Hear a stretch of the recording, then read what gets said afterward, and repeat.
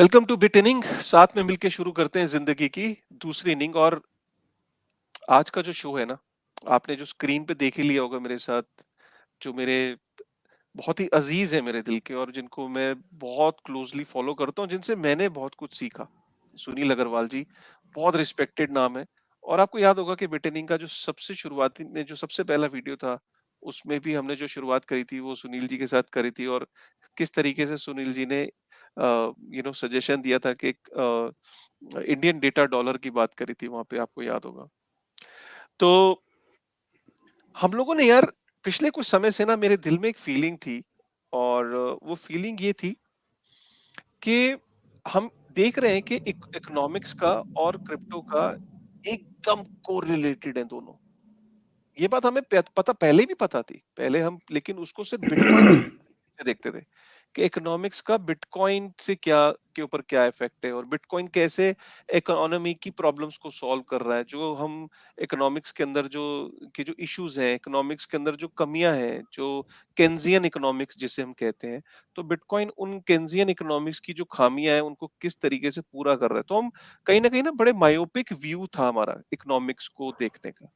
लेकिन अब हमें ये समझ में आ गया कि जब हम देखते रहते हैं कंटिन्यूअसली ये न्यूज़ सुन रहे हैं कि एक फेड हाइक हो गया, फेडरल रिजर्व ने रेट हाइक कर दिया, फेडरल रिजर्व ने ये कर दिया, इसकी वजह से क्रिप्टो पे ये हो रहा है। फेडरल रिजर्व ने डॉलर प्रिंट करना शुरू कर दिए, इसकी वजह से अब क्रिप्टो पे ये असर आ गया।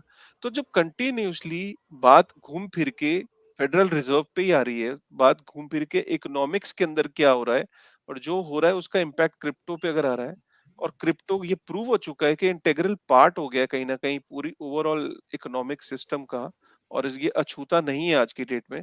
तो क्रिप्टो को जितना बेहतर समझते हो आप लोग, आपको लगता है कि आप समझते हो, और तो इकोनॉमिक्स को उतना बेहतर समझते हैं क्या हम लोग?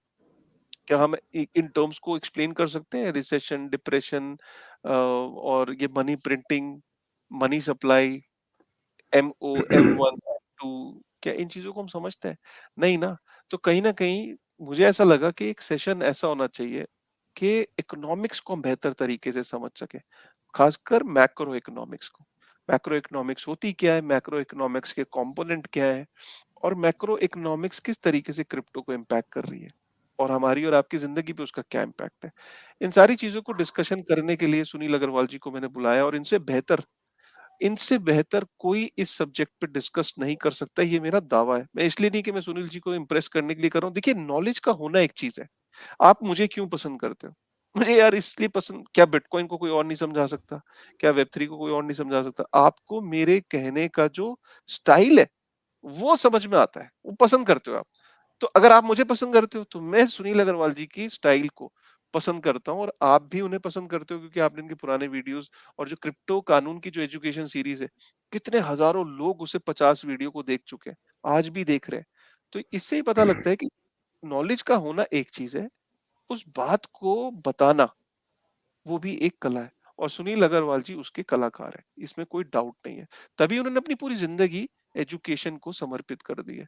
आप इनकी जो भी पास्ट में आप देखोगे कितने सालों से पढ़ा रहे हैं, और यूनिवर्सिटी लेवल से लेके कॉर्पोरेट लेवल से लेके हजारों ट्रेनिंग सेशंस, वेबिनार्स कर चुके हैं अपनी जिंदगी में, क्योंकि ये इनका पैशन है। और जो आदमी का पैशन होता है, फिर उससे बेहतर तो किसी और को बुला के हम क्यों टाइम वेस्ट करें, उसका भी और अपना भी। तो आज का ये सेशन बहुत इंपॉर्टेंट है। मैं जानता हूं कि कुछ लोगों को हो सकता है बोरिंग लगे, लेकिन जो लोग इस सेशंस को पूरा देख लेंगे, इस सीरीज को पूरा देख लेंगे इकोनॉमिक्स के ऊपर, आई थिंक उन लोगों को at the end of this session वो अपने आप को बहुत ही कॉन्फिडेंट फील करेंगे, खासकर इकोनॉमिक्स की नॉलेज को लेके। तो सुनील जी, आई होप कि मैंने इंट्रोडक्शन सही दी है, और थैंक यू एंड वेलकम है आपका। आजकल क्या चल रहा है सर आपके एंड पे, and how things are going at your place? सब ठीक है सर? एंड वो सब क्या बढ़िया है। लेटेस्ट क्या चल रहा है, हम लोग सुनना चाहते हैं आपसे। लेटेस्ट में जियो पॉलिटिकल और जियो इकोनॉमिक लेवल पर जो दुनिया में हो रहा है उसको जितनी सीरियसली स्टडी कर सकता हूँ करने की कोशिश करता रहता हूँ, और पिछले 4 एक महीनों से तो बहुत ज़्यादा इंटेंसिवली कर रहा हूँ। तो जब आपने ये मुझे दोबारा न्योता दिया बिटिनिंग के दर्शकों के साथ बात करने का, तो मुझे लगा कि ये तो बहुत बढ़िया बात है कि इस बहाने जो भी मैंने सीखा है पिछले कुछ महीनों में, वो मैं आपके दर्शकों के साथ शेयर कर सकता हूँ। अमेज़िंग। सुनील जी, शुरुआत करते हैं कि ये आपने सुन लिया मुझे ये कहते हुए कि मैक्रो इकोनॉमिक्स का और क्रिप्टो का 100% ये तो मतलब कोरिलेटेड है। तो आपके हिसाब से मैक्रो इकोनॉमिक्स कहते किसे? अगर जो कोई मुझे सुन रहा हो इस वक़्त और उसको बेचारे को यही ना पता हो कि मैक्रो इकोनॉमिक्स क्या होती है, और मैं ये तो टर्म ही मैं पहली बार सुन रहा हूँ। मैक्रो इकोनॉमिक्स की स्टडी क्या चीज़ होती है?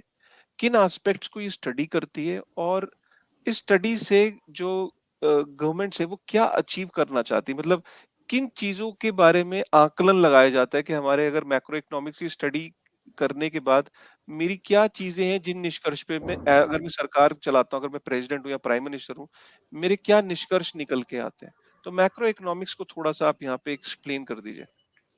देखिए, मैक्रो इकोनॉमिक्स अगर सीधी सरल भाषा में हमें समझना है, तो हमें ऐसा देखना पड़ेगा कि अगर मान लीजिए हम किसी चीज़ को बहुत ऊँचाई से जब देखते हैं, बर्ड आई व्यू, एक पंछी की तरह जब हम नीचे देखते हैं, तो हमें दुनिया कैसी नज़र आती है। तो ठीक उसी तरह से हर देश के इकोनॉमिस्ट मैक्रो और माइक्रो इकोनॉमिक दृष्टि से उस देश की इकोनॉमी को देखते हैं। तो जब आप मैक्रो इकोनॉमिक्स कहते हैं, तो आप मोटे-मोटे कुछ सवाल पूछते हैं। जैसे पहला सवाल कि क्या पूरे देश के अंदर या पूरी दुनिया के अंदर ओवरऑल गुड्स और सर्विसेज की प्रोडक्शन बढ़ रही है कि नहीं? जब आप ये सवाल पूछते हैं, तो आप एक मैयर, एक स्टैटिस्टिकल इंस्ट्रूमेंट का इस्तेमाल करते हैं जिसको कहते हैं जीडीपी। तो अगर जीडीपी प्लस जा रहा है, तो आप कहते हैं कि भी देश में या दुनिया में ग्रोथ हो रही है। तो ग्रोथ हो रही है का मतलब है कि लोगों की कमाई जो पिछले साल थी, इसके पिछले साल के मुकाबले में इस साल बढ़ गई है। तो जीडीपी के पीछे बहुत सारे फैक्टर्स होते हैं, उसमें इंटरेस्ट रेट्स एक बहुत बड़ा फैक्टर होता है जो सेंट्रल बैंक और कमर्शियल बैंक्स लोगों को ऑफर करते हैं। उसमें मनी सप्लाई एक बहुत बड़ा फैक्टर होता है, इन्फ्लेशन बड़ा फैक्टर होता है। तो ये जब सारे के सारे स्टैटिस्टिकल इंस्ट्रूमेंट्स इकट्ठे होते हैं, तो इनके बारे में डिस्कशन करना मैक्रो इकोनॉमिक्स की डिस्कशन करने जैसा हो जाता है।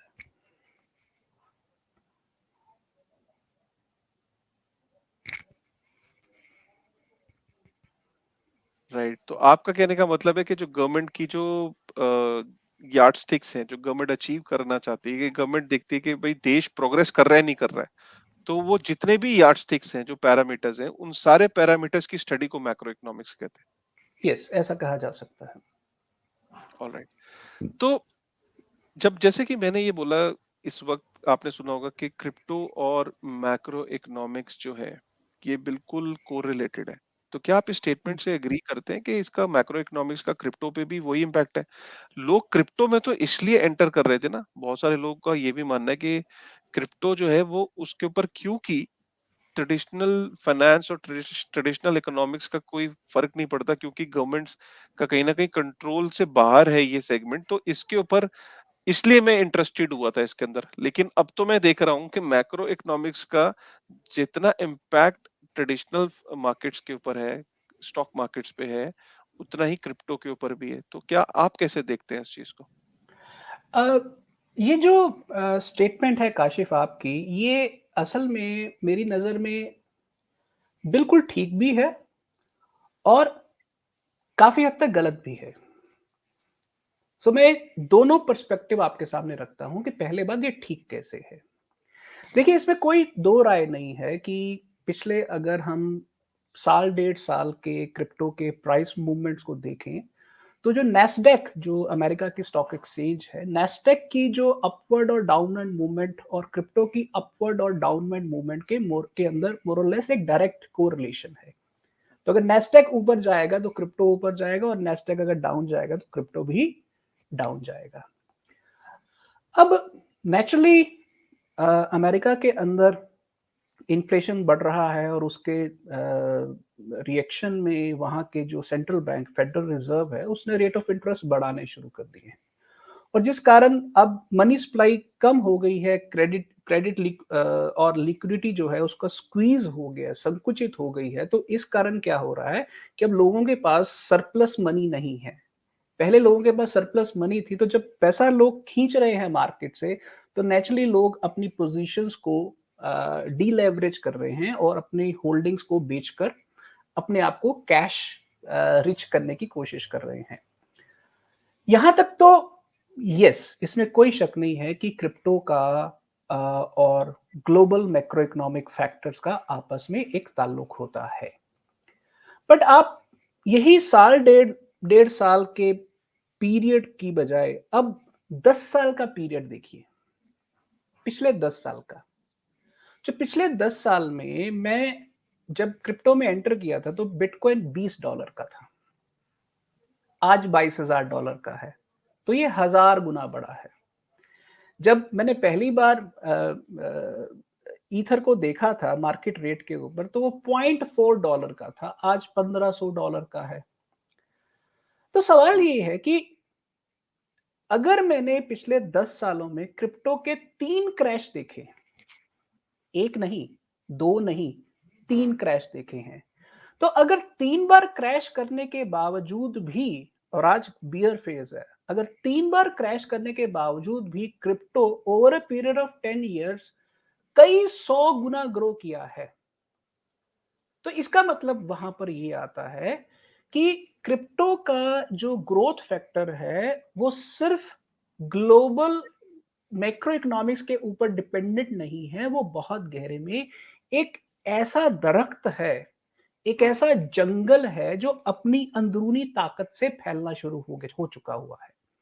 और नेचुरली जब दरख्त फैलता है तो वो आसपास के वातावरण के साथ बात तो करता ही है, उससे हुँ, इम्पैक्ट भी होता है। अब नेचुरली जब धूप बहुत ज़्यादा पड़ेगी तो उस जंगल के अंदर जो अ पेड़-पौधों को पानी नहीं मिला होगा, हो सकता है वो आग में जल जाएँ या हो सकता है वो पानी की कमी के कारण सूख जाएँ। एक जंगल के अंदर ऐसा बहुत कुछ हो सकता है। बट ओवरऑल जब आप देखते हैं, तो आप पाते हैं कि क्रिप्टो का एक बहुत बड़ा हिस्सा इंटरनल परमिशनलेस इनोवेशन के कारण ग्रो कर रहा है। ऑफ कोर्स वो जो ग्रोथ हो रही है उसका एक ग्लोबल फैक्टर्स के साथ ताल्लुक है और वो जो बहुत बड़ा ताल्लुक है वो यहाँ आता है कि हमने पिछले 100 साल से जिस मनी को, जिस पैसे को देखा है, वो बेसिकली गवर्नमेंट्स कंट्रोल करती हैं। सेंट जो स्टेट और मनी के बीच का रिश्ता है, वो आपस में जुड़ा हुआ है। बट पहली बार कोई एक ऐसा इनोवेशन हुआ है कि मनी और स्टेट के बीच का रिश्ता अब टूट रहा है और क्रिप्टो उस रिश्ते का प्रतीक है। तो नेचुरली जब दुनिया के अंदर लोगों का गवर्नमेंट मनी में विश्वास टूटेगा तो वो कोई रास्ता ढूंढेंगे और रास्ता वो है क्रिप्टो। तो इसलिए yes, global macro economic factors के साथ क्रिप्टो का बहुत गहरे रिश्ता होता है और शॉर्ट टर्म में वो रिश्ता बहुत स्पष्ट आपको नजर आता है। पर जब आप लॉन्ग टर्म फैक्टर्स के हिसाब से देखते हैं तो वो रिश्ता आपको ठीक से देखना पड़ेगा कि क्या क्रिप्टो की ग्रोथ ग्लोबल इकोनॉमिक फैक्टर्स के कारण ही हो रही है कि उसके क्रिप्टो के अंदर कोई इंटरनल फैक्टर्स है जिसके कारण ग्रोथ हो रही है। ओके। तो मैं इसको इस तरीके से लेता हूँ जो आपने ये बात बोली कि क्रिप्टो के अंदर जो ग्रोथ हो रही है वो उसकी अपनी जो इंडस्ट्री के अंदर जो डेवलपमेंट्स हो रही हैं, जो इकोसिस्टम के अंदर इतने सारे डेवलपमेंट हो रही है उसकी वजह से हो रही है। लेकिन मैक्रो इकोनॉमिक्स में जो फैक्टर्स हैं जैसे मनी सप्लाई है, अगर मनी सब लिक्विडिटी मार्केट में कम हो रही है या लिक्विडिटी मार्केट में बढ़ रही है तो उसका भी इस पे इम्पैक्ट है। तो क्या हम ये कह सकते हैं सेफली कि जो जो प्लेयर्स जो इस वक्त क्रिप्टो मार्केट में इन्वेस्टेड है, बड़े प्लेयर्स, मैं छोटो रिटेल सेगमेंट की बात नहीं कर रहा हूँ, उन प्लेयर्स की जो रिस्क मैनेजमेंट है वो जिस तरीके से अपने रिस्क को मैनेज करते हैं कि स्पेकुलेटिव एसेट से पैसा निकाल लेना और सेफर हेवंस में या गवर्नमेंट बॉन्ड्स में पैसा लगाना, क्या ये दोनों दोनों मार्केट्स में सेम ही प्लेयर है, क्रिप्टो में भी और जो स्टॉक मार्केट्स हैं नैस्डैक वगैरह उसमें जो प्लेयर्स हैं वो सेम प्लेयर्स हैं इन्वेस्टेड दोनों मार्केट्स में? क्योंकि जो उनकी स्ट्रेटेजी लग रही है वो दोनों मार्केट के लिए सेम लग रही है, डिफरेंट नहीं लग रही। तो क्या ये आप देख सकते हो कि ये जो फाइनेंशियल इंस्टीट्यूशंस है ये दोनों जगह पे एक्टिव है और दोनों की स्ट्रेटेजी सेम है। इसीलिए हम देख रहे हैं कि जब मार्केट के अंदर जब रेट हाइक हुआ या लिक्विडिटी कम हुई, तो उसका इम्पैक्ट हम क्रिप्टो में भी सेम देखा हमने और स्टॉक मार्केट पे भी सेम देखा। देखिए, एक बात समझिए कि अ, जब हम ये 2 सेक्टर्स को, स्टॉक मार्केट या एसेट मार्केट और क्रिप्टो मार्केट, दोनों को आपस में कंपेयर करते हैं, तो दोनों के कंपैरिज़न में थोड़ा-सा हमें देखना पड़ेगा कि फ़र्क कितना है। जैसे मैं आपको उदाहरण के तौर पर बताऊँ कि दुनिया के अंदर जो टोटल स्टॉक मार्केट है, उसकी टोटल वैल्यूएशन लगभग $100 ट्रिलियन है। हुँ, 100 ट्रिलियन। हुँ, और क्रिप्टो मार्केट आज की तारीख में या अगर मैं पिछले 6 महीने पहले की लगाऊँ तो लगभग 2 ट्रिलियन थी। तो कहाँ 2 ट्रिलियन और कहाँ पर 100 ट्रिलियन। तो पहली बात 2 सेक्टर्स के अंदर 2 इकोनॉमिक डिविजन्स के अंदर बहुत बड़ा फ़र्क है साइज़ का। तो उसमें जो वैल्यू इन्वेस्ट हुई है और इधर क्रिप्टो में जो इन्वेस्ट हुई है उसमें बहुत ज़मीन आसमान का फ़र्क है। जैसे पिछले 6 महीनों में अकेले यूएस में जो मार्केट डाउन आई है, स्टॉक मार्केट, वो लगभग 6 से 7 ट्रिलियन डॉलर डाउन आई है। हुँ, और पूरी दुनिया की क्रिप्टो मार्केट 2 ट्रिलियन डॉलर नीचे आई है। तो इसलिए फिगर्स का कंपैरिजन हमारे दिमाग में होना ज़रूरी है। हाँ, पैसा जब मार्केट में होता है तो लोग, कोई भी इन्वेस्टर सारा का सारा पैसा एक जगह नहीं डालता। वो पैसा बास्केट्स में डालता है, वो स्टॉक्स की एक बास्केट बनाता है, गोल्ड की एक बास्केट बनाता है, वो डेरिवेटिव्स की एक बास्केट बनाता है, वो बॉन्ड्स की एक बास्केट बनाता है और क्रिप्टो की भी एक बास्केट बनाता है। हुँ, तो नेचुरली अब उसमें क्रिप्टो की जो बास्केट है, उसकी जो बकेट है, उसका साइज़ छोटा है। पर नेचुरली अगर सारी बकेट्स के अंदर पानी हुँ, कम होगा तो उसका असर क्रिप्टो के ऊपर भी पड़ेगा। हुँ, तो इसलिए ये ज़रूरी नहीं है कि क्रिप्टो के अंदर जो प्लेयर्स हैं वही प्लेयर्स हों जो स्टॉक्स के अंदर हैं। बट आज के समय में क्योंकि मार्केट्स का साइज़ ग्रो हो रहा है और क्रिप्टो के अंदर बहुत सारे नए प्लेयर्स आए हैं, तो हो सकता है कि कई जगह पर वही प्लेयर्स जो स्टॉक्स में एक्टिव हैं, वो क्रिप्टो में भी एक्टिव हों। हुँ, ऑलराइट। सुनील सर, एक बात बताइए, आपने भी अपने कॉलेज या स्कूल टाइम में इकोनॉमिक्स की स्टडी करी होगी। आपका आई आई डोंट नो कि आपका साइंस बैकग्राउंड था या इकोनॉमिक्स बैकग्राउंड था। मैंने बट मैं बीए ये ऑनर्स किया था पॉलिटिकल साइंस में। बीए ऑनर्स किया था। जैसे मैंने सर मेरा कॉमर्स बैकग्राउंड था, 10+2 में कॉमर्स था, फिर हुँ। बीबीए किया और फिर अपना एमबीए किया। तो मैं सच बताऊँ तो मुझे ऐसा लगता है कि जो इकोनॉमिक्स हमें पढ़ाई गई और इसको केन्जियन इकोनॉमिक्स भी कहते हैं, जो इकोनॉमिक या स्कूल्स या वगैरह में या। पढ़ाई जाती है। और एक हमें तो अब आके पता लगा इतने लेटर स्टेजेस में कि एक्चुअली में ऑस्ट्रियन इकोनॉमिक्स भी एक स्टडी है हुँ, और ऑस्ट्रियन इकोनॉमिक्स में और केन्जियन इकोनॉमिक्स में बहुत ज़्यादा डिफरेंस है, डिफरेंस ऑफ ओपिनियन है। हुँ, हमारे कई व्यूअर्स को ये पता ही नहीं कि जो चीज़ किताबों में आपको दे दी गई, प्रेज़ेंट किया कर दी गई, हम एक्चुअली में कई बारी उस चीज़ को क्वेश्चन ही नहीं करते। हम ये सोचते हैं यही तो सच है क्योंकि किताब में है। अब अगर किताब में हमें केन्जियन पढ़ाई गई तो हमने कहा केन्जियन इकोनॉमिक्स ही सच्चे है, सत्य है। अब जब लेकिन हमें अब इस स्टेज में आके पता लगा कि ऑस्ट्रियन इकोनॉमिक्स भी एक स्टडी है जो कि बिल्कुल डिफरेंट है केन्जियन इकोनॉमिक्स से। मैं बहुत टाइम तो आपका नहीं लूंगा लेकिन अगर आप थोड़ा-सा केन्जियन और ऑस्ट्रियन इकोनॉमिक्स के बारे में एक डिफरेंशिएट कर दें ताकि जिसको स्टडी करना हो, तो ऑस्ट्रियन इकोनॉमिक्स को वो स्टडी कर सकते हो और बाय द वे अगर सुनील जी के सुनने के बाद आप अगर कन्विंस हो तो आप sailor.org पे जाके ऑस्ट्रियन इकोनॉमिक्स को पूरा आप स्टडी कर सकते हो फ्री ऑफ कॉस्ट में।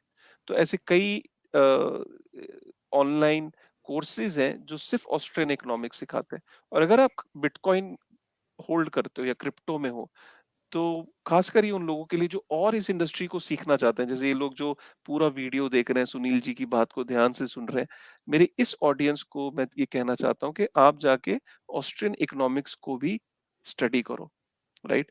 तो सुनील जी, आप क्या कहना चाहेंगे इस पे दोनों फील्ड ऑफ देखिए, इकोनॉमिक्स? कीन्सियन इकोनॉमिक्स जो हम नॉर्मली अखबारों के अंदर आमतौर पर देखते हैं, वो मोटे-मोटे तौर पर ये है कि स्टेट यानी कि जो सरकार होती है, उसके पास इकोनॉमी को कंट्रोल करने की सारी पावर होती है। हुँ, उसके पास पैसे को छापने की, इन्फ्लेशन को कंट्रोल करने की, इंटरेस्ट रेट्स को घटाने, बढ़ाने की सारी ताकत होती है। और क्योंकि वो सारा का सारा जो इकोनॉमिक कंट्रोल है, वो कुछ खास चीज़ों को अचीव करने के लिए यूज़ किया जाता है, जिसमें पहला टारगेट होता है इन्फ्लेशन कंट्रोल यानी कि प्राइस स्टेबिलिटी। दूसरा टारगेट होता है फुल एम्प्लॉयमेंट यानी कि ज़्यादा से ज़्यादा लोगों को रोज़गार दिया जा सके।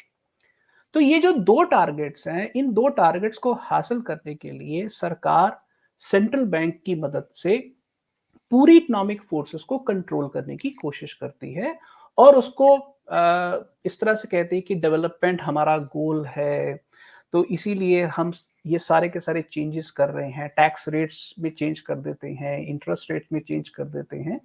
तो बेसिकली इसके अंदर कोशिश वो करते हैं कि उस इकोनॉमी के अंदर कभी भी इफेक्टिव डिमांड कम ना हो, हुँ, ठीक है? तो कीन्सियन इकोनॉमिक्स और इफेक्टिव डिमांड का आपस में चोली दामन का साथ है और इफेक्टिव डिमांड अगर नेचुरल तरीके से नहीं पैदा हो रही या कम पैदा हो रही है तो गवर्नमेंट अपने तरीकों से उस इफेक्टिव डिमांड को बढ़ाती है ताकि जीडीपी बढ़ जाए। ओके, हुँ, सो ये मोटा मोटा कीन्सियन इकोनॉमिक्स का एक बेसिक एंकर है। अब इसके मुकाबले में जो ऑस्ट्रियन इकोनॉमिक्स है वो बिल्कुल इससे उलट बोलती है। ऑस्ट्रियन हुँ, इकोनॉमिक्स कहती है कि देखिए इंसान जो होते हैं वो बाय नेचर कंजम्पशन करते हैं। आपको हुँ, भूख लगती है तो आप खाना खाएँगे, खाना खाने के बाद आप मीठा खाएँगे। हुँ, मीठा खाने गए तो वहाँ बच्चा कहेगा कि मुझे टॉय लेना है तो आप उसको खिलौना लेके देंगे। तो आप कोई ऐसा परिवार ढूँढ सकते हैं जिसकी ज़रूरतें कम हो रही हैं। जब जिस संसार में बच्चे पैदा होंगे, शादियाँ होंगी, रिश्ते बनेंगे, उस समाज के अंदर कंज़म्पशन तो होगी ही होगी। हुँ, ऑटोमैटिकली। बट ये जो कंज़म्पशन है, ये कंज़म्पशन के ऑटोमैटिक नेचुरल साइकल्स होते हैं। लोग जवान होते हैं, बूढ़े होते हैं, हुँ, कोई प्रोडक्शन कई बार ज़्यादा हो जाती है तो उसकी डिमांड कम हो जाती है। कई बार और सीज़नल फैक्टर्स आ जाते हैं वगैरह-वगैरह। तो वहाँ पर ऑस्टिन इकोनॉमिक्स कहते हैं कि फ्री मार्केट्स जब होती हैं, तो ये सारे साइकिल्स ऑटोमैटिकली कंट्रोल हो जाते हैं। हुँ, और अगर उस पीरियड के अंदर किसी ने गलत इन्वेस्टमेंट की है, तो उसको गलत इन्वेस्टमेंट की सज़ा भी मिल जाती है।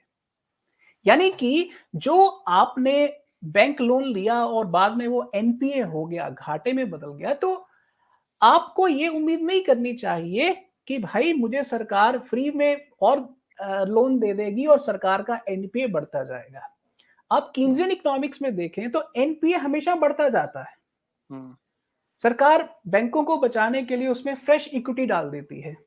तो फ्री मार्केट्स और लिबर्टेरियन या ऑस्ट्रियन इकोनॉमिक्स में क्या होता है कि अगर मान लीजिए कहीं थोड़ा बहुत कचरा इकट्ठा हो भी गया है, तो फ्री मार्केट्स उसको ऑटोमेटिकली साफ कर देती है। और फ्री मार्केट्स ये मानती हैं कि जो जो भी पॉलिसी होती है सेंट्रलाइज्ड पॉलिसी, वो ये एज्यूम करती है कि सारी की सारी इंफॉर्मेशन इसके पास है। जबकि इंसान इतना कॉम्प्लेक्स जीव है कि वो किस समय क्या करेगा, इसके बारे में कोई भी पहले नहीं बता सकता। इवन जिसने खुद करना है, वो खुद नहीं बता सकता।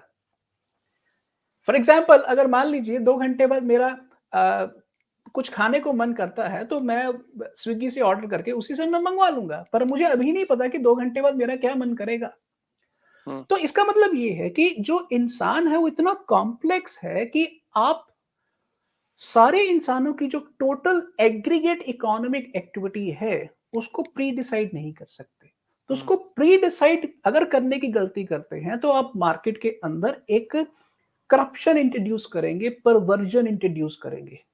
हुँ, जबकि मार्केट के अंदर प्राइस एक बेस्ट फैक्टर है डिमांड एंड सप्लाई की फोर्सेस को कंट्रोल करने का। हुँ, तो इसलिए वहां पर फ्री मार्केट्स को कंप्लीट फ्रीडम देने की बात की जाती है ऑस्टिन इकोनॉमिक्स में, और कीन्सियन इकोनॉमिक्स में गवर्नमेंट को कंप्लीट कंट्रोल, कंप्लीट पावर देने की बात की जाती है। तो एक तरह से ये दो पैरेलल दर्शन हैं जो अपने-अपने तरीके से इकोनॉमिक प्रॉब्लम्स को सॉल्व करने के बारे में अपने-अपने व्यूज़ देते रहते हैं। पर पिछले 70 सालों से जो डोमिनेंट अ, मॉडल रहा है वो कीन्सियन इकोनॉमिक्स रहा है, बट अब आके लोगों को नज़र आ रहा है कि कीन्सियन इकोनॉमिक्स बहुत सारे पॉइंट्स पर फ्लॉप कर रहा है और हमें ऑस्टिन इकोनॉमिक्स की तरफ मूव करने की ज़रूरत है। और क्रिप्टो के अंदर जो काफ़ी हद तक जो बेसिक प्रिंसिपल्स हैं वो ऑस्टिन इकोनॉमिक्स के हैं। जैसे मैं आपको थोड़ी-सी उदाहरण दे देता हूँ। अ, बहुत सारे सी5 सेंट्रलाइज्ड फाइनेंशियल प्लेयर जैसे हैं, वॉल्ड हो गया, थ्री एरोज कैपिटल हो गया, सेल्सियस हो गया, इन्होंने कुछ गलत इन्वेस्टमेंट्स की और जब mortgage value colorectal value down गई तो ये बेसिकली ऑफिशियली बैंकरप्ट हो गए। हुँ, तो अब ऑफिशियली जब बैंकरप्ट हुए तो इसका मतलब है कि इनको कहीं ना कहीं अकाउंट क्लियर करना पड़ेगा। हुँ, और अकाउंट क्लियर करने का मतलब है कि ये परमानेंट एनपी नहीं हो सकते, एक ही बार में ये पूरा का पूरा कचरा साफ हो जाएगा। हुँ, जैसे अगर आप मेकर डाउ पर जाएं और जैसे ही आपकी जो कोलेट्रल वैल्यू 150% से नीचे जाती है, वो ऑटोमेटिकली आपके एसेट्स को सेल आउट कर देता है। हुँ, यानी कि क्रिप्टो एक ऐसी दुनिया है जहां पर एनपीएस सस्टेन हो ही नहीं सकते। अगर कचरा कहीं पैदा हो रहा है शॉर्ट टर्म में तो उसको ऑटोमेटिक साफ करने के लिए फ्री मार्केट्स बैठे हैं। Got it. सो इस तरह से ये जो दुनिया के अंदर अब ऑस्टिन इकोनॉमिक्स को समझने का जो रुझान पैदा हुआ है, ये मुझे लगता है कि एक अच्छा रुझान है। और इसके बारे में जो बेस्ट इंस्टीट्यूशन है जहाँ से आप ऑस्टिन इकोनॉमिक्स सीख सकते हैं, पढ़ सकते हैं और उनकी लगभग सभी किताबें फ्री हैं, वो इंस्टीट्यूट है जॉर्ज मेसन यूनिवर्सिटी। वहाँ पर आप फ्रेडरिक वॉन हायक या मरे रथबार्ड जैसे थिंकर्स को बड़े आराम से उनकी किताबें पढ़ सकते हैं, डाउनलोड कर सकते हैं। उनके हज़ारों वीडियोज़ भी वहाँ पर अवेलेबल हैं। George Mason University, USA. Alright, amazing sir, amazing. So इससे ये पता लगता है कि कहीं न कहीं केन्जियन इकोनॉमिक्स की नज़र में इन्फ्लेशन अच्छी चीज़ है। सो कहीं न कहीं केन्जियन इकोनॉमिस्ट का ये मानना है कि अगर डिमांड को पुश करना है तो मार्केट में लिक्विडिटी जो है वो पुश करो, उसकी सप्लाई बढ़ाओ। जब लोगों के हाथ में पैसा आएगा तो लोग चीज़ों की डिमांड करेंगे। एक डिमांड का एनवायरनमेंट जब क्रिएट होगा तो प्रोडक्शन, जो मैन्युफैक्चरर है वो चीज़ें बनाना शुरू करेगा। जो उसको अपनी फैसिलिटीज़ को स्केल करने के लिए लोग चाहिए होंगे तो वो लोगों को हायर करेगा। जब लोग ज़्यादा हायर होंगे तो लोगों की जेब में पैसा जाएगा, फिर लोग और इकोनॉमी के अंदर डिमांड करेंगे। तो ये एक अच्छी चीज़ है केन्जियन इकोनॉमिस्ट के हिसाब से। अब तो बात आ जाती है इन्फ्लेशन पे। तो अब इन्फ्लेशन पे सर चर्चा करते हैं और ये एक बहुत ही इम्पोर्टेंट चीज़ है कि इन्फ्लेशन अच्छी चीज़ है या बुरी चीज़ है? ये पहली बात तो जो इकोनॉमिस्ट हैं, जो जिस इकोनॉमिक्स को हमने पढ़ा है, तो उसमें ये भी एक पार्ट है कि एक कंट्रोल्ड इन्फ्लेशन। अब ये कंट्रोल्ड इन्फ्लेशन का बेंचमार्क कौन सेट करता है, मुझे तो आज तक ये पता नहीं लगा। बट एक कंट्रोल्ड इन्फ्लेशन इकोनॉमी के लिए अच्छी चीज़ होती है। अब अगर आज आज की डेट में आप स्टॉक मार्केट में किसी से बात करो या जो सीएनबीसी पे मैं लोगों को सुनता हूँ, वो इन्फ्लेशन को अच्छा बताते हैं। लेकिन वो कहते हैं एक पर्टिकुलर रेंज में, वो रेंज से तो सब बाहर निकल चुके हैं। और वो उस रेंज से, जैसे सपोज यूएस के अंदर वो बेंचमार्क 2% का था, कि 2% से नीचे नीचे अगर इन्फ्लेशन रहेगी तो यूएस के लिए बहुत अच्छी चीज है। आज वो इन्फ्लेशन 10% पे 5 गुना बढ़ चुकी है। यही बेंचमार्क यूके में भी था, यूरोप में भी 1.5-2% का बेंचमार्क था, इंडिया के अंदर ये बेंचमार्क 3-4% का बेंचमार्क है। सारे के सारे उस बेंचमार्क से ऊपर चल रहे हैं। क्या ये जब हमें सेल करते हैं कि इन्फ्लेशन इस पर्टिकुलर रेंज के अंदर अच्छी चीज होती है, क्या ये वाकई अच्छी होती है? मैं आपसे पूछता हूँ सर, आपका क्या टेक है? देखिए देखिए इसको थोड़ा-सा बारीकी से समझने की ज़रूरत है। अगर हम कीन्सियन इकोनॉमिक्स के हिसाब से देखें, तो थोड़ी इन्फ्लेशन होना अच्छी बात होती है। मैं बार-बार कह रहा हूँ कि कीन्सियन इकोनॉमिक्स के हिसाब से अगर देखें, तो थोड़ी इन्फ्लेशन होना अच्छी बात होती है। पर ध्यान रखिए एक कि मैं सी लास्ट में आपसे पूछूँगा कि आप किसके सपोर्टर हैं? आप कौन-सी किताब मैं पढ़ते मैं हैं? मैं बताऊँगा उसके बारे में भी। तो पर अगर एक लिमिट से ज़्यादा इन्फ्लेशन बढ़ जाए, तो वो गलत होती है, वो खतरनाक होती है। प्रॉब्लम क्या है कि ये तो इकोनॉमिस्टों ने बनाया हुआ एक प्रिंसिपल है। हुँ, पर जब उसको इम्प्लीमेंट करने की ताकत तो इकोनॉमिस्ट के पास नहीं, तो पॉलिटिशियंस के पास है, जो सरकार को कंट्रोल करते हैं। और जो पॉलिटिशियंस होते हैं, वो हर समय ये कहते हैं कि हम विकास करेंगे, हम ये पुल बनवा देंगे, हम ये सड़क बनवा देंगे, हम ये फीस बच्चों की माफ़ कर देंगे, हम ये बिजली माफ़ कर देंगे, वगैरह-वगैरह। जब वो इस तरह से करते हैं, तो वो खर्चे कम करने की बात नहीं कर रहे होते, खर्चे बढ़ाने हुँ, की बात कर रहे पुरानी होते हैं। तो नेचुरली जब आप कोई भी खर्चा करना चाहते हैं, आप अगर देश को घर जैसा ही मान लें, तो घर को अगर मान लीजिए घर के खर्चे बढ़ाने हैं, तो उसकी आमदन बढ़ानी पड़ेगी। और अगर आप देश की आमदन नहीं बढ़ा पा रहे हैं, तो आप खर्चे कैसे चलाएँगे? तो आप क्या करते हैं, आप एक्स्ट्रा नोट प्रिंटिंग कर देते हैं। आप एक्स्ट्रा करेंसी छाप देते हैं। तो जब आप एक्स्ट्रा करेंसी छापते हैं, तो वो कहीं न कहीं आपके पैसे की वैल्यू थोड़ा-सा कम कर देती है। ठीक? अगर आप ध्यान से देखें पिछले 30 साल में अ, हिंदुस्तान की जो मनी सप्लाई है जिसको M3 बोलते हैं, वो हर साल 17 से 18% के बीच में बढ़ी है। तो अगर आप 17-18% का कंपाउंड ग्रोथ रेट निकालना शुरू करें, तो 30 साल में वो लगभग 100 गुना मनी सप्लाई हो चुकी होगी, पिछले 30 साल में। व्हिच मीन्स कि थोड़ी इन्फ्लेशन ठीक होती है, पर ज़्यादा देर के लिए थोड़ी इन्फ्लेशन भी गलत होती है। आप अगर हिंदुस्तान को देखें, तो हिंदुस्तान पिछले 75 साल से एक लॉन्ग टर्म इन्फ्लेशनरी इकोनॉमी बन चुका हुआ है। तो जो लॉन्ग टर्म इन्फ्लेशनरी इकोनॉमी होती है, उसका मतलब ये है कि जैसे मेरे दादा ₹50 कमाते थे, मिडल क्लास थे, मेरे पिताजी ₹500 कमाते थे, मिडल क्लास थे, मैं 50,000 कमाता हूँ, मैं मिडल क्लास हूँ। तो बेसिकली वो जो यात्रा है, आपके पास ज़ीरो तो ऐड हो रहे हैं, पर आपका इकोनॉमिक स्टेटस वहीं का वहीं खड़ा है। और ये प्रॉब्लम जो है, इन्फ्लेशन की प्रॉब्लम, ये सिर्फ अब एक देश में नहीं है, अमेरिका में नहीं है, आप टर्की में चले जाएँ, वहाँ पर 70% इन्फ्लेशन है।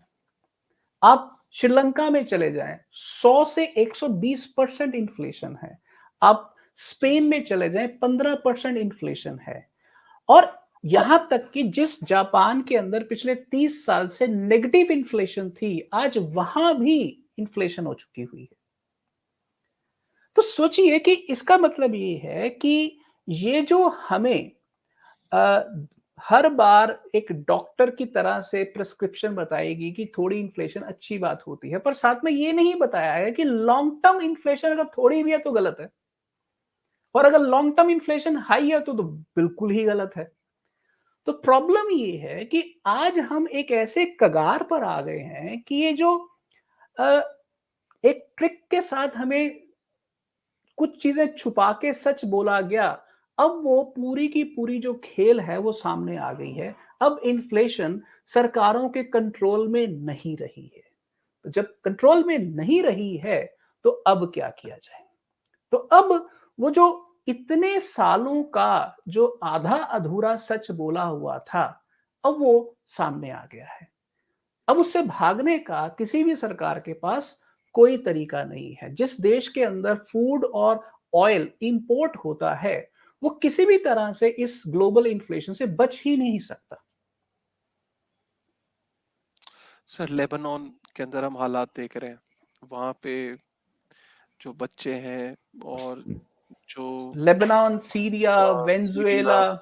वेनेजुएला, श्रीलंका, जहाँ पे प्रेसिडेंट के स्विमिंग पूल और लाइब्रेरी और किचन तक लोग पहुंच गए हैं।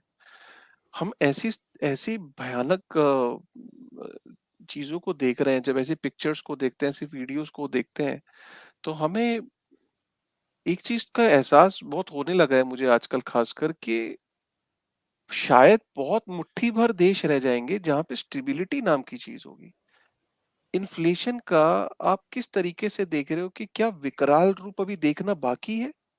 क्या अभी एक यस, ऐसा फेज यस, आपको यस। लगता है कि क्या ये स्थिति कंट्रोल हो जाएगी, या ये स्थिति जैसे हम श्रीलंका में देख रहे हैं कि जनता प्रेसिडेंट हाउस के अंदर कैसे घुस गई, ऐसे ही हमने और देशों के अंदर देख रहे हैं कि लॉ एंड ऑर्डर की कोई सिचुएशन है ही नहीं, जनता ने अपने हाथ में सब ले लिया है। क्या आपको लगता है ये जो वायरस है, मुझे इन्फ्लेशन एक्चुअली में एक पेंडेमिक, डब्ल्यूएचओ सबको पेंडेमिक बोल देता है, मंकी पॉक्स को के लिए भी उसने अलर्ट जारी कर दिया।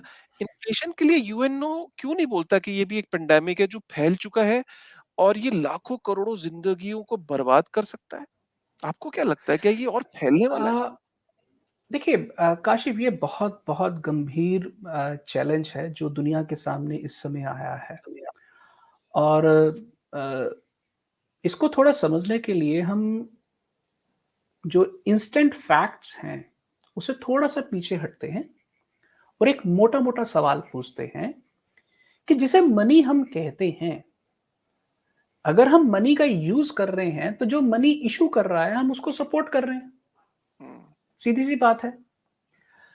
तो ये जो मनी है, इसके पीछे जो कंसेंसस है, वो है क्या? देखिए, जब हम बिटकॉइन कहते हैं, तो हम कंसेंसस मैकेनिज्म बोल देते हैं, प्रूफ ऑफ वर्क। हम्म, ठीक है? जब हम ईथर कहते हैं और ईथर 2.0 कहते हैं, तो वहां पर कंसेंसस का मतलब है प्रूफ ऑफ स्टेक।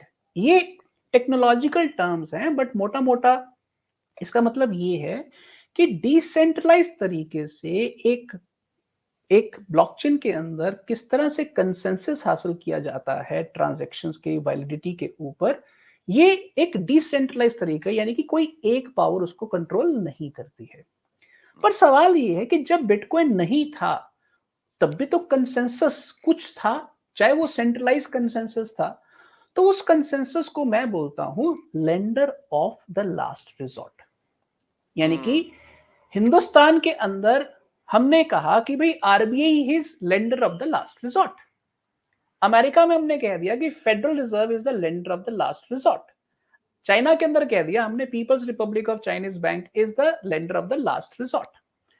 क्योंकि हम लोग उस करेंसी को यूज करते हैं, तो हम उस लेंडर ऑफ लास्ट रिजॉर्ट के कंसेंसस में अपना विश्वास डाल रहे हैं। ओके, अब चाहे वो इन्फ्लेशनरी करेंसी है या नहीं, आप थोड़ी देर के लिए अपने मन में स्पष्ट करिए कि जब आप एक करेंसी का इस्तेमाल करते हैं, तो आप एक सेंट्रलाइज्ड कंसेंसस मैकेनिज्म में विश्वास कर रहे हैं। आप चाहे उससे नफरत करें या उससे उसको गालियां निकालें, पर आपका कंसेंसस उस सेंट्रलाइज्ड पावर को ताकत दे रहा है। हम्म, अब हुआ क्या है कि उस लेंडर ऑफ लास्ट रिजॉर्ट ने इतने पैसे छाप दिए हैं,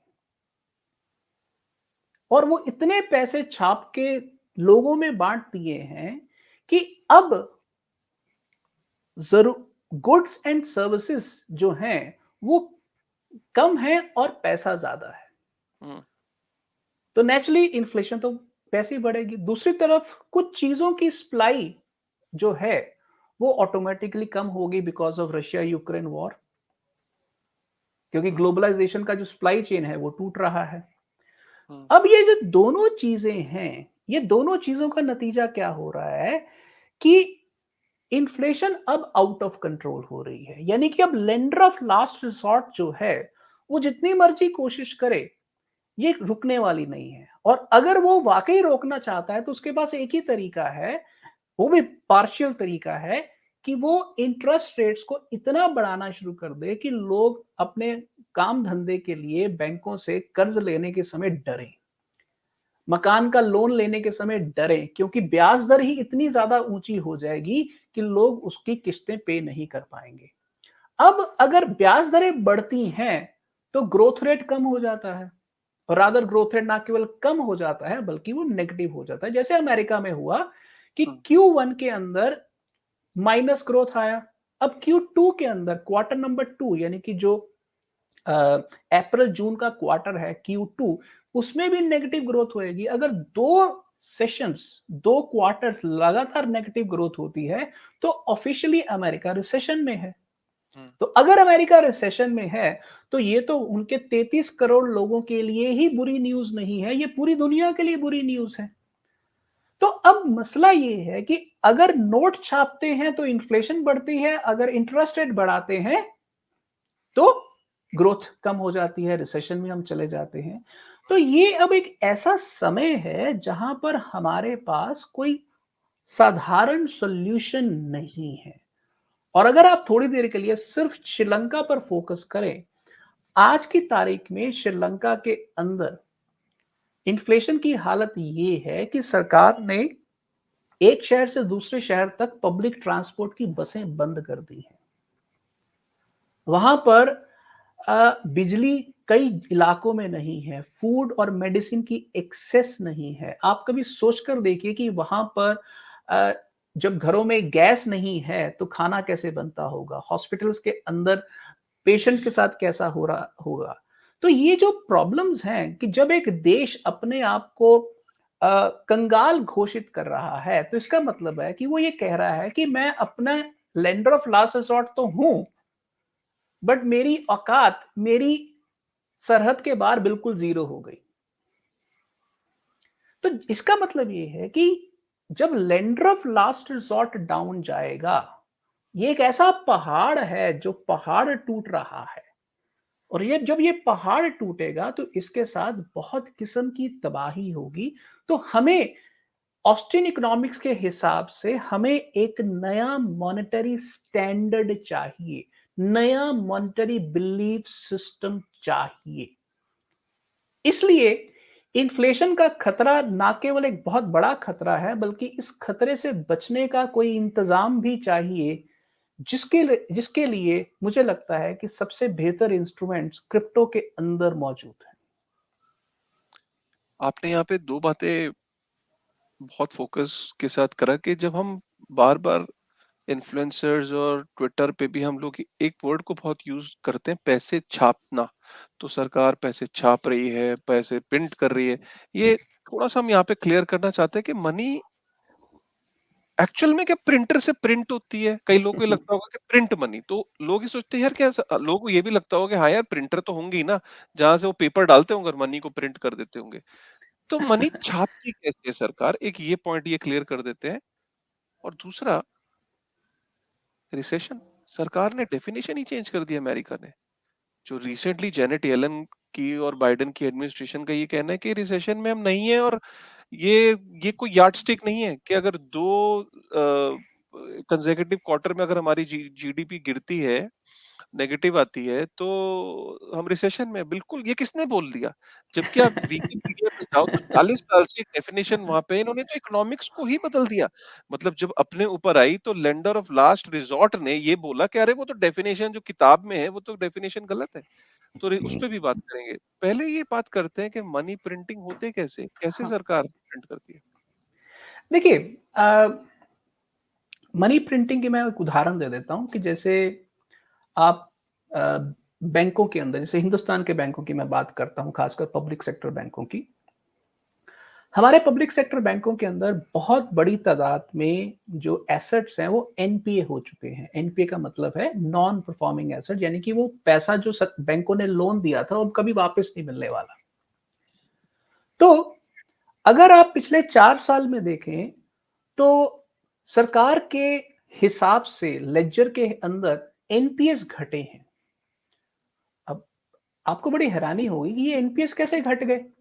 तो बेसिकली अकाउंटिंग सिस्टम के अंदर अगर 4 साल तक किसी ने पैसा पे नहीं किया है तो वो आपके अकाउंटिंग से अकाउंट बुक से राइट ऑफ कर दिया जाता है। ओके।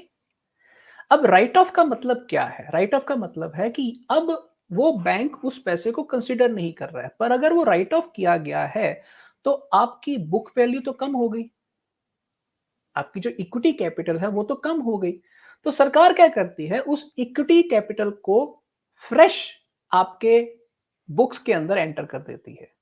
अब वो एंटर करने का मतलब है कि सरकार फाइनेंस मिनिस्ट्री के ज़रिए, आरबीआई के ज़रिए एक्स्ट्रा नोट छापती है, पर वो पैसे की मतलब पेपर के हिसाब से नहीं छापती, वो नोट कंप्यूटर्स के अंदर बिट्स एंड पीसेस बिट्स में छपते हैं और वो आपके अकाउंट बुक के अंदर ऐड हो जाते हैं।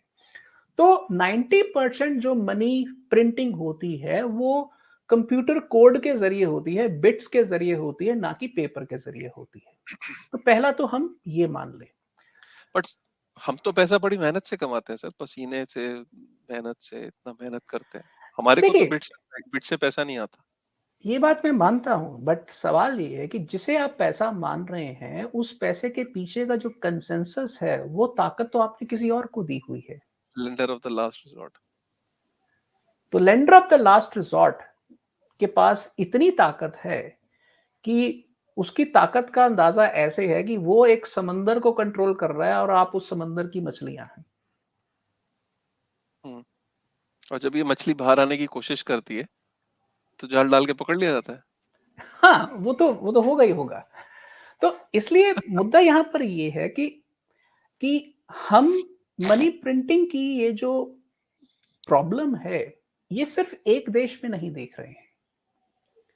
ये हम दुनिया के बहुत सारे मुल्कों में देख रहे हैं और अगर इन्फ्लेशन इसी तरह से आउट ऑफ कंट्रोल रही, तो या तो हमें लो ग्रोथ देखनी पड़ेगी और हाई इंटरेस्ट के साथ लो ग्रोथ देखनी पड़ेगी और अगर हम हाई इन्फ्लेशन देखते हैं, तो हाई इन्फ्लेशन का मतलब है कि जो गरीब आदमी है और जो लोअर मिडल क्लास है, उसको बहुत-बहुत बुरे दिन देखने पड़ सकते हैं।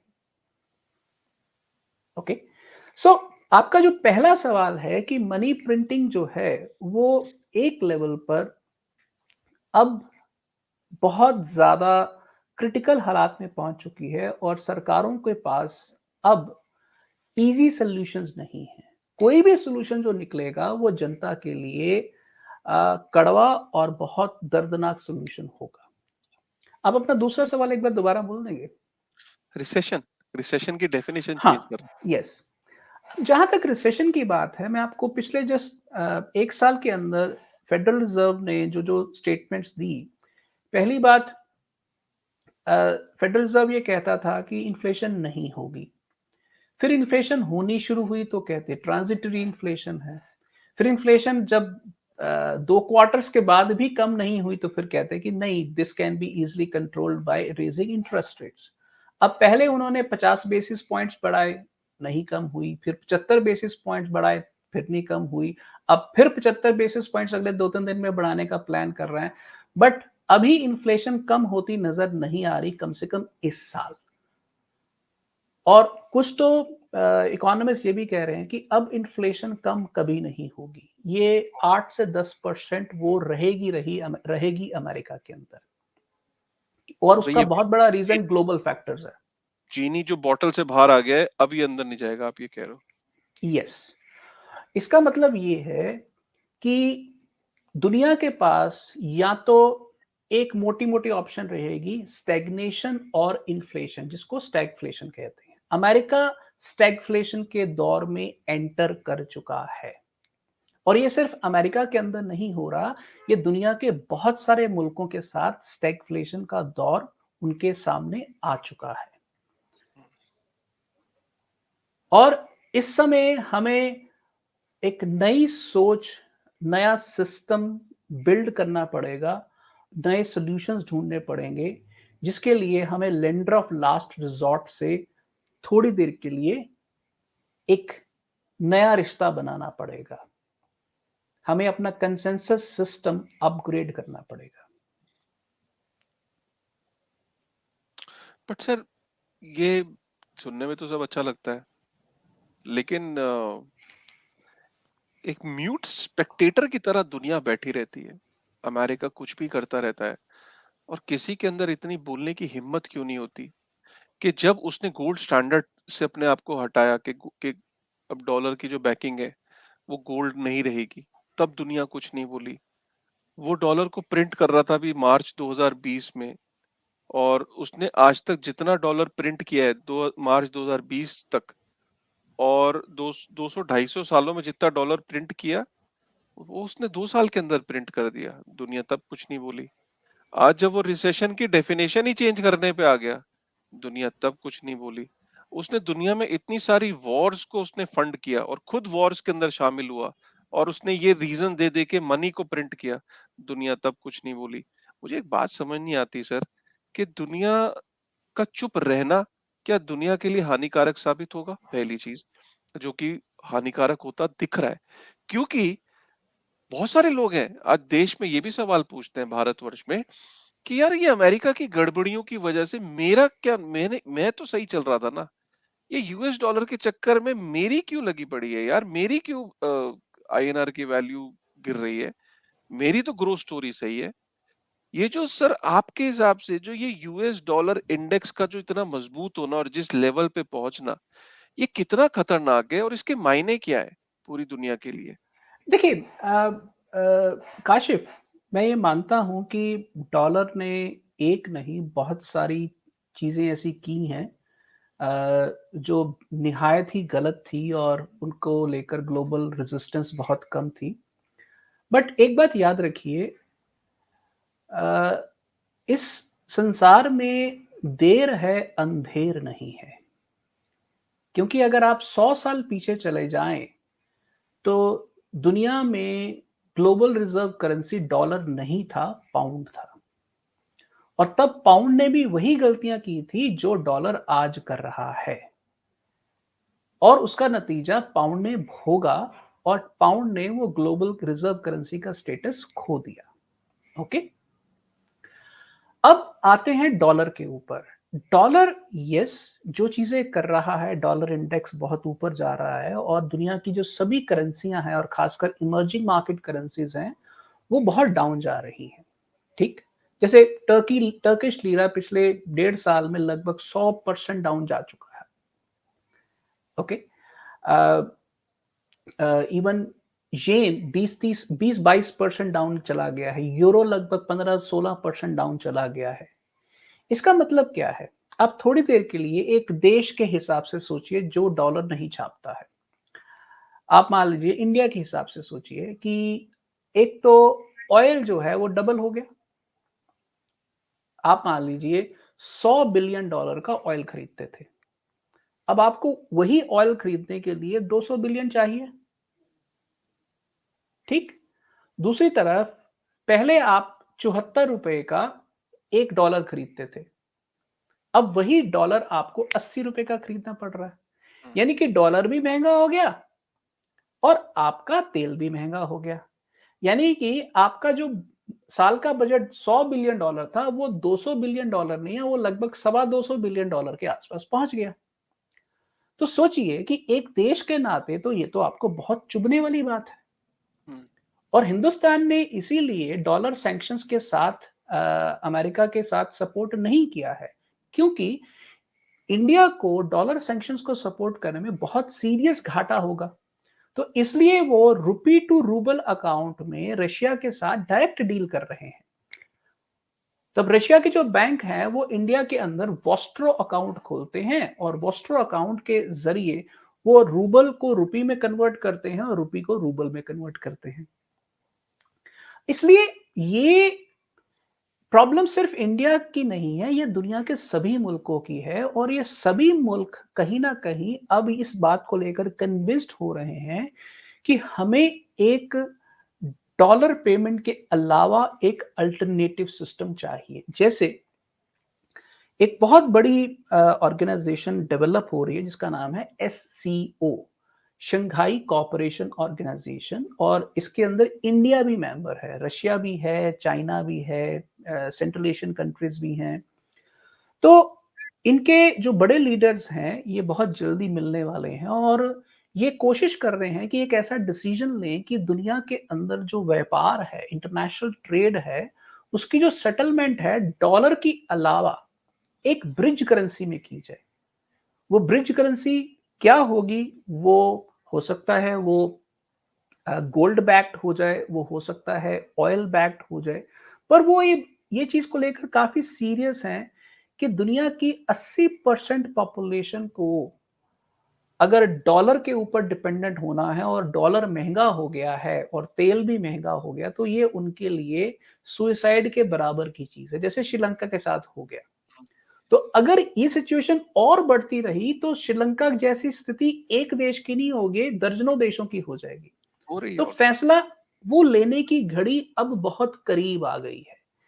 ये कुछ कुछ समय की बात रह गई है कि लोग खासकर दुनिया के जो बड़े-बड़े देश हैं, वो इकट्ठे आके एक डॉलर का अल्टरनेटिव ढूँढेंगे।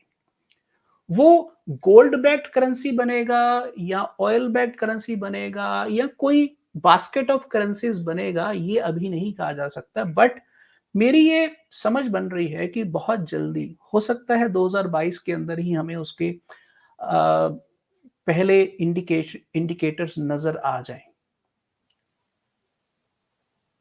और ये बहुत बड़ी घटना होगी दुनिया के मॉनेटरी सिस्टम के लिए कि जहाँ डॉलर का अल्टरनेटिव पैदा होगा। हुँ।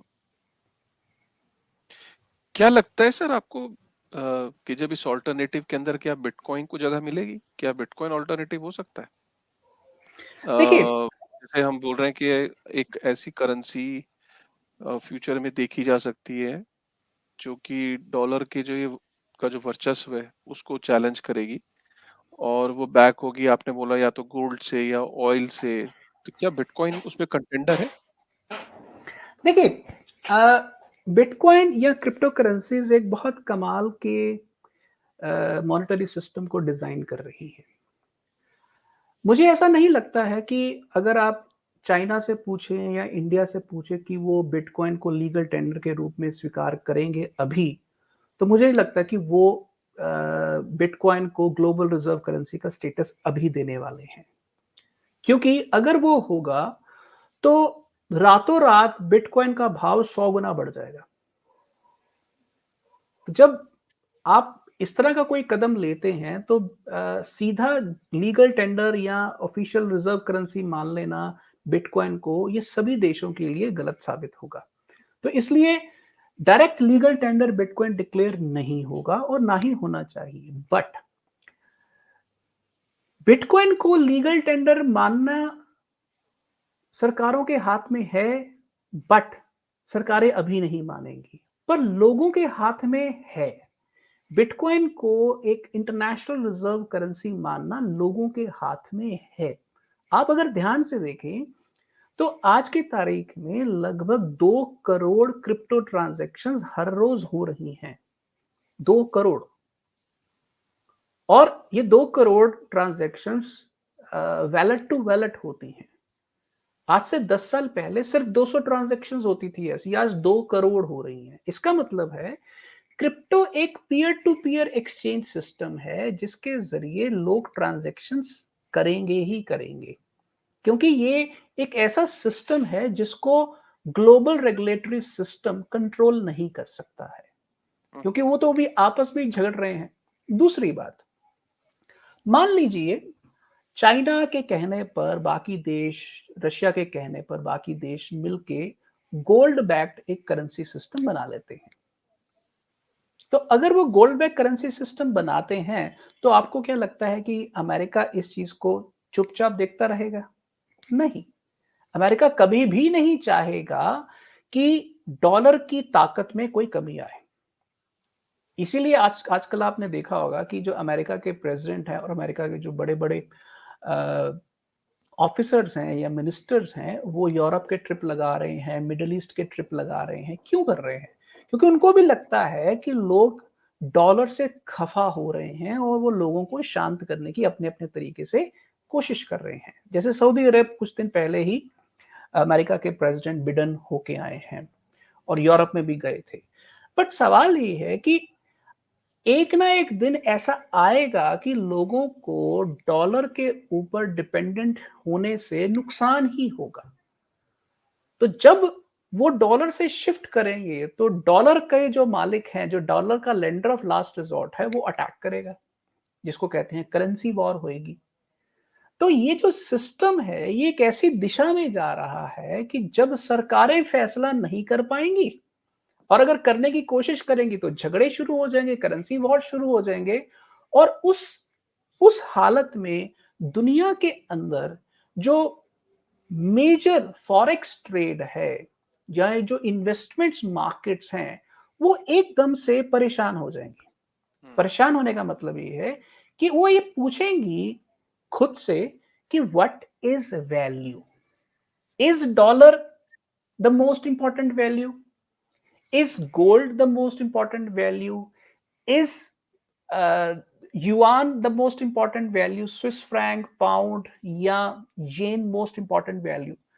तो उस सारी की सारी जब कंफ्यूजन के अंदर वो ये देखेंगे कि अगर कोई नॉन पॉलिटिकल इंस्ट्रूमेंट है वो तो सिर्फ बिटकॉइन और बाकी क्रिप्टो करेंसीज ही हैं। तो हुँ, उस हालत में लोगों के अंदर वैल्यू क्या होती है उसकी तरफ एक कॉन्शियस और डायरेक्ट मूव होगा और उसका फायदा क्रिप्टो को बहुत बड़े लेवल पर होगा। आज सबसे बड़ा सवाल ये है ग्लोबल लेवल पर व्हाट इज वैल्यू? अगर डॉलर वो वैल्यू नहीं है तो फिर उसका अल्टरनेटिव क्या है और उसका अल्टरनेटिव क्या है? ये जो फैसला है ये करने में सरकारों को बहुत बरस लग जाएंगे।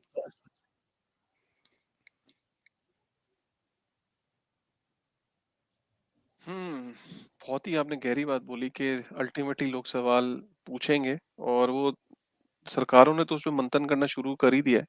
इनफैक्ट हमने ये लेटेस्ट भी न्यूज़ सुनी जिसके अंदर ब्रिक्स भी ये डिस्कस कर रहा है creation of new international reserve currency हमने रिसेंटली। या ब्रिक्स और एससीओ बेसिकली कॉमन मेंबरशिप है। Alright, alright. काफ़ी सारे लोग जब आप उनको ये थॉट प्रोसेस बताते हो जैसे अभी भी हमें लोग जो सुन रहे हैं,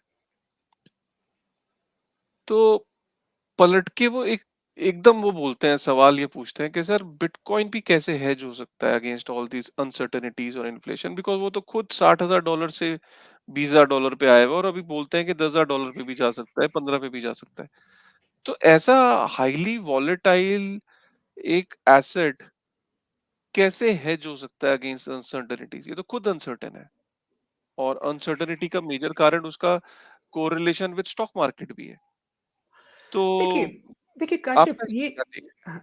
ये जो बात है ना कि वॉलेटिलिटी वाला जो फैक्टर है, आप मुझे बताइए अ, अगर आप यूरोप में रहते हैं तो यूरोप के अंदर जो यूरो है लगभग 20% डाउन चला गया है पिछले 6 महीनों में डॉलर के मुकाबले में। हुँ, आज येन लगभग 22-23% डाउन चला गया है डॉलर के मुकाबले में। श्रीलंकन करेंसी लगभग आधी हो गई है डॉलर के मुकाबले में, उससे भी ज़्यादा नीचे चलेगी। सेम टर्किश लीरा के साथ हुआ है। तो वॉलेटिलिटी जो एक फैक्टर है, वो तो बहुत बड़े लेवल पर सब जगह है। वो फिएट करेंसीज़ के अंदर भी है और वो क्रिप्टो करेंसीज़ के अंदर भी है। और उसका कारण ये है कि लोग बहुत गहरे में कन्फ्यूज़्ड हैं, what is real value? Okay? अब सवाल ये है कि वो रियल वैल्यू की डेफिनेशन डिसाइड करने के लिए लोगों को आपस में इकट्ठे होकर बैठना पड़ेगा, एक एग्रीमेंट करना पड़ेगा। अगर वो एग्रीमेंट नहीं करते हैं, जैसे 1945 के अंदर सभी देशों ने मिल बैठकर एक एग्रीमेंट किया कि डॉलर को ग्लोबल रिजर्व करेंसी बनाते हैं, पर शर्त ये है कि हर 35 डॉलर को 1 आउंस ऑफ गोल्ड के साथ एंकर कर देते हैं, पेग कर देते हैं, यानी कि डॉलर वहां पर सुपर पावरफुल नहीं हो सकता क्योंकि वो गोल्ड के साथ पेग हुआ हुआ है। उसी तरह से हमें एक ऐसा नया agreement Bretton Woods part two जैसा कुछ करना पड़ेगा जहां पर हम ये कह सकें कि हम बिटकॉइन की डॉलर वैल्यू को कैलकुलेट करने की बजाय उसकी एनर्जी वैल्यू कैलकुलेट करेंगे। कैसे? जैसे आप आज की तारीख में ये बिटकॉइन का नेटवर्क हैश रेट जानते हैं और बिटकॉइन के नेटवर्क हैश रेट के हिसाब से आप कैलकुलेट कर सकते हैं कि कितनी energy bitcoin per day consume करता है।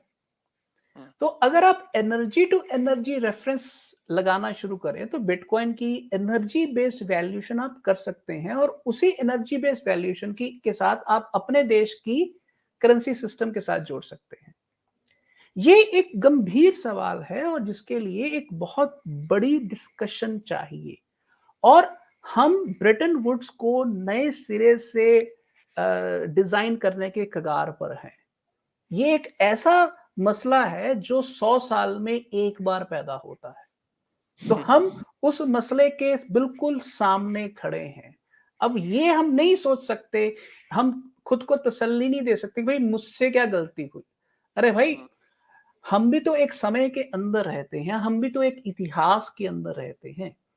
वो इतिहास का एक एक परिवर्तनकारी मोमेंट हमारे सामने आ गया है और उसमें हमें ये सवाल पूछना है, व्हाट इज़ वैल्यू? और वो लेंडर ऑफ लास्ट रिसॉर्ट नहीं हो सकता अब। अगर वो लेंडर ऑफ लास्ट रिसॉर्ट नहीं होगा, तो वो क्या होगा? और इस रास्ते में जो नंबर 1 कंटेंडर है, वो क्रिप्टो की तरफ से आएगा या क्रिप्टो के टूल्स का इस्तेमाल करके आएगा।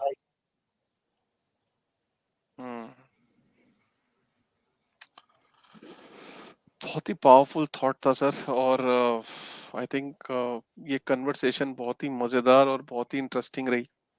मतलब बहुत ही पावरफुल कन्वर्सेशन थी। अगर किसी ने इसको, आई डोंट नो कि कितने लोग इसको देख रहे हैं, बट जो लोग भी इसकी डेप्थ को समझ रहे हैं इस कन्वर्सेशन की, उनको ये अभी फील हो रहा होगा कि अल्टीमेटली इकोनॉमी के अंदर हो क्या रहा है और किस तरीके से जो सिनेरियोज हैं, जो सिचुएशंस है इवॉल्व हो रही हैं, और उसमें बिटकॉइन क्या कंटेंडर है भी कि नहीं है, ये भी आपने समझने की कोशिश करी। और एक चीज तो क्लियर हो गई कि लेंडर ऑफ लास्ट रिजॉर्ट जितने भी सेंट्रल बैंक हैं दुनिया में, उन सबको कहीं ना कहीं बहुत बड़ा चैलेंज देखने को मिल रहा है।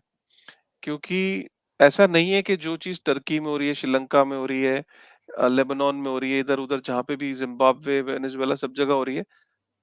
जहां नहीं हो रही, वहां की जनता यहाँ के देशों की ऑब्जर्वेशन रखी हुई है सबने। सब ऑब्जर्व कर रहे हैं कि मेरे पड़ोसी मुल्क में क्या हो रहा है, वहां क्या हो रहा है, मेरे यहाँ पे क्या हो रहा है। अरे मैं भी चेक कर लूं। ये जो वायरस था, वो वायरस चाइना में आया था ना, तब तक किसी ने नहीं सोचा था, अरे नहीं, इंडिया में कहाँ। वो अफ्रीका में कह रहा था, अरे नहीं, अभी मंकी पॉक्स का भी यही है। अरे वो तो अफ्रीका में है यार अभी। अब वो यूएस में भी आ गया, फिर अपने केरला में भी आ गया, फिर दिल्ली में भी आ गया, हिमाचल में। तो अब ये जो एक तरीके का ऐसा वायरस है, ये इन्फ्लेशन और ये हाइपर इन्फ्लेशन, कि ये थमने वाला नहीं है। क्योंकि अल्टीमेटली हम एक ग्लोबल नेटवर्क पे रहते हैं। हम एक दुनिया के अंदर आपस में कनेक्टेड है। जिस तरीके से हम एक देश से दूसरी जगह देश में ट्रैवल करते हैं, जाते हैं, वैसे ही जो कैपिटल है, टैलेंट है, हमारे इंपोर्ट एक्सपोर्ट्स हैं, ये आपस में पूरी दुनिया कनेक्टेड है। और एक जगह का जो इम्पैक्ट जो है वो दूसरी जगह पे फील किया जा सकता है। तो इसमें काशिफ़ जैसे हम पहले कहा करते थे, जैसे मैं पंजाब से हूँ, तो मैं पहले कहता था कि मैं पहले भारतीय हूँ, फिर पंजाबी हूँ। हम्म, मैं ऐसे बोला करता था, आज से जी, 15-20 साल पहले। हम्म, क्योंकि मेरी पंजाबी होना भी मेरी आइडेंटिटी है और भारतीय होना भी मेरी आइडेंटिटी है। हम्म, पर क्रिप्टो में जो इंसान आता है, उससे अगर पूछा जाए कि तुम कौन हो? तो उसका पहला जवाब होगा, सबसे पहले मैं धरतीवासी हूँ, फिर मैं भारतीय हूँ। हम्म, हम्म, क्योंकि क्रिप्टो बाय डिफ़ॉल्ट एक प्लैनेटरी सिस्टम है। यहाँ पर आप दुनिया के अंदर बिना किसी भेदभाव के, बिना किसी डिस्प्यूट, किसी बायस के, आप दुनिया के अंदर किसी के साथ भी ट्रांज़ैक्शन कर सकते हैं। और बिटकॉइन का सिस्टम कोई भी आपकी ट्रांज़ैक्शंस को बैन नहीं करेगा। व्हिच मीन्स कि अब हमें अपने बिलीफ सिस्टम्स को भी चेंज करने का टाइम आया है। और इसी कारण लोगों को ये जो ट्रांज़िशन है बहुत मुश्किल और बहुत कन्फ्यूज़िंग लग रहा है। बट अगर हम इसी तरह से जैसे हम दोनों बात कर रहे हैं और इसी तरह से हम ऐसे और बातचीत के सिलसिले को जारी रखते हैं, तो सॉल्यूशंस अवेलेबल हैं और ब्लॉकचेन के अंदर ये सारे सॉल्यूशंस ईज़िली अवेलेबल हैं। Sir, I think thank you very much for enlightening us with so much of detail and so much of information. आगे आपने जैसे अभी बहुत अच्छे एंड पे नोट किया कि ब्लॉकचेन के अंदर सॉल्यूशंस हैं। ब्लॉकचेन को के ऊपर एक अलग से एक सेशन करेंगे कि ब्लॉकचेन की यूटिलिटी, ब्लॉकचेन होती क्या है, ब्लॉकचेन की यूज केस, प्राइवेट और पब्लिक ब्लॉकचेन में डिफरेंस, ओपन और क्लोज मेटावर्सेस, एनएफटीज, इन सब चीजों पे मैं चाहता हूँ कि आपसे आगे भी चर्चा टाइम टू टाइम बुलाता रहूंगा। और श्योर। आज हमने मतलब 1 घंटा 10 मिनट के अंदर आपने देखा हमने कितने सारे टॉपिक्स कवर किए। और मेरा पूरी इकोनॉमिक्स अगर आप इकोनॉमिक्स आपके पास टाइम नहीं है ना समझने के लिए, ये 1 घंटा 10 मिनट लिटरली आपकी लाइफ चेंज कर सकते हैं। क्योंकि आज आपके बहुत सारे जो सवाल है ना कि यार क्रिप्टो के अंदर ऐसा क्या है कि क्यों उसके अंदर एक्चुअली में वैल्यू क्या है या क्यों वो कंटेंडर है कि इस प्रॉब्लम की जो दुनिया में जिस टाइम प्रॉब्लम्स हो रही है उनको सॉल्व करने का कंटेंडर क्यों है। तो वो इसमें आपको अब समझ में आया होगा कि अच्छा प्रॉब्लम्स है क्या, उनको रियलाइज करना कि प्रॉब्लम्स क्या है, प्रॉब्लम्स की अवेयरनेस का होना बहुत इंपॉर्टेंट है। आज इकोनॉमिक्स को जिस तरीके से हमने समझा इस वीडियो के अंदर, आई थिंक ये बहुत ही अमेजिंग था। जैसा मैं चाहता था वैसा एग्जैक्टली इसका नरेशन बना। ना बहुत ज्यादा लंबा, क्योंकि मैं जानता हूँ लंबे वीडियोस आपको देखना पसंद नहीं है, फिर वो मैसेज खो जाता है। लेकिन सुनील जी, मतलब आज तो कमाल ही कर दिया मेरे को।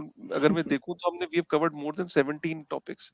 मैं नोट कर रहा था 17 18 टॉपिक्स पे हमने बात करी है। और उसको 1 घंटे में हमने इतने ईज़ी आसान तरीके से हर चीज़ को डिस्कस करा। और I think thank you very much for coming once again. आपका कोई क्लोजिंग रिमार्क्स हो, और आगे भी मैं आपको टाइम टू टाइम बुलाता रहूँगा। देखिए, मैं जाते-जाते सिर्फ़ एक ही बात कहना चाहता हूँ कि इंसानों के ऊपर संकट पहले भी बहुत बार आए हैं हुँ, और पहले जो संकट आए थे वो बहुत बहुत बड़े संकट हुआ करते थे और तब भी इंसानों ने उसके रास्ते निकाले हैं। और मुझे ऐसा लगता है कि आज जो संकट आया है, लेंडर ऑफ लास्ट रिसॉर्ट की कंसेंसस अपने आप में बूढ़ा कंसेंसस हो गया है, तो हमें एक हुँ, जवान कंसेंसस ढूँढना है। तो नेचुरली जब अ, एक जनरेशन से दूसरी जनरेशन तक पावर शिफ्ट होता है, तो थोड़ी अड़चन आती है। पर मुझे लगता है कि क्रिप्टो के अंदर ऐसे बहुत सारे इंस्ट्रूमेंट्स हैं, ऐसी बहुत सारे गवर्नेंस मैकेनिज़्म्स हैं, जिनका इस्तेमाल करके हम एक नया कंसेंसस मैकेनिज़्म डिज़ाइन कर सकते हैं। और ये एक ऐसी चीज़ है, जो जिस दिन हमने डिज़ाइन करने की ठान ली, तो कोई हमें रोक नहीं सकता। और दूसरी बात, हमारे पास बिटकॉइन, इथेरियम, कॉस्मोस, ज़ीकैश, पॉलीगॉन जैसे इतने बड़े-बड़े खूबसूरत प्रोजेक्ट्स ने जो-जो हमें समझ दी है, उस समझ को जब हम यूज़ करना शुरू करेंगे, तो हम इस इतने बड़े चैलेंज को आराम से हैंडल करने का कोई ना कोई रास्ता ज़रूर निकाल लेंगे। Amazing, amazing sir. और वो रास्ता निकालेंगे और यहाँ हम लोगों की समझ बढ़ाएँगे कि आपके लिए समझना क्यों ज़रूरी है। सिर्फ़ ऑल्ट कॉइन्स की प्राइस प्रेडिक्शंस और उनके प्राइसेज़ को प्रेडिक्ट करके पैसे बनाना ही क्रिप्टो का एक अकेला मकसद नहीं है। वेब 3 की दुनिया का हमेशा से ये एक ही मिशन रहा है कि आपको ये टेक्नोलॉजी को बेहतर तरीके से समझाना, इसके जो डिफरेंट एस्पेक्ट्स हैं, इकोनॉमिकल एस्पेक्ट और जो वेरियस एस्पेक्ट्स हैं, उनको समझाना। और वेब 3 की शुरुआत कहाँ से हुई थी, कैसे बिटकॉइन ने पहले इंसेंटिव जो था उसको डिसेंट्रलाइज़ किया, उसको डेमोक्रेटाइज़ किया, उसको किस तरीके से डबल स्पेंडिंग की प्रॉब्लम को सॉल्व किया। वहाँ से जब शुरुआत हुई, जब बिटकॉइन ने एक पाथ ब्रेकिंग सॉल्यूशन निकाला, उसके बाद आप जितनी भी आज ये डेवलपमेंट्स देख रहे हो, ये एक अलग लेवल पे। तो ये इन सब चीज़ों का एमालगमेशन, और ये सारे अल्टीमेटली हम सब एक जुरिस्डिक्शंस में रहते हैं। जैसे मैं इंडिया की जुरिस्डिक्शन में हूँ, कोई और अमेरिका की जुरिस्डिक्शन में रहता है, कोई चाइना की जुरिस्डिक्शन में रहता है। हम सब एक जुरिस्डिक्शंस में हैं, और हम सब की जुरिस्डिक्शंस में कुछ फैसले लिए जाते हैं, जो वहाँ का सेंट्रल बैंक होता है, वहाँ की गवर्नमेंट होती है। और फिर एक ग्लोबल उन सब जब वो काम करते हैं तो उनका एक ओवरऑल एक मैक्रो लेवल पे एक इफेक्ट आता है। उस इफेक्ट का क्रिप्टो पे भी इफेक्ट देखने को मिलता है। आज हमने एक चीज को समझा, मैक्रो इकोनॉमिक्स को समझा, हमने वेरियस एस्पेक्ट्स को समझा, और मूविंग फॉरवर्ड हमने चीजों को समझा।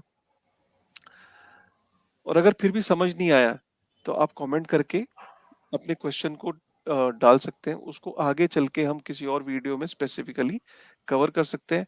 इस वीडियो को ज़्यादा से ज़्यादा लाइक करिए, शेयर करिए, ट्विटर के ऊपर सुनील अग्रवाल जी को टैग करते हुए ज़रूर अप्रिशिएट करिए अगर आपको ये अच्छा लगा। सुनील जी को आप फॉलो कर सकते हैं। सुनील जी जो है वो ऑथर भी हैं अपनी किताब की जिसका नाम है बिटकॉइन मैग्नेट। उसको लिंक को मैं डिस्क्रिप्शन में डाल दूँगा, अगर आपको वो अमेज़न से आप ऑर्डर कर सकते हैं, मँगा सकते हैं। बहुत ही शानदार किताब है एक बिगिनर्स के लिए, जो कोई भी समझ सकता है उस किताब को। तो डेफ़िनिटली उस बुक को ऑर्डर करिए और आने वाले समय में सुनील जी को हम टाइम टू टाइम फिर से बुलाते रहेंगे। So with this thought, thank you very much, sir. Thanks for coming. You're welcome, Kashif.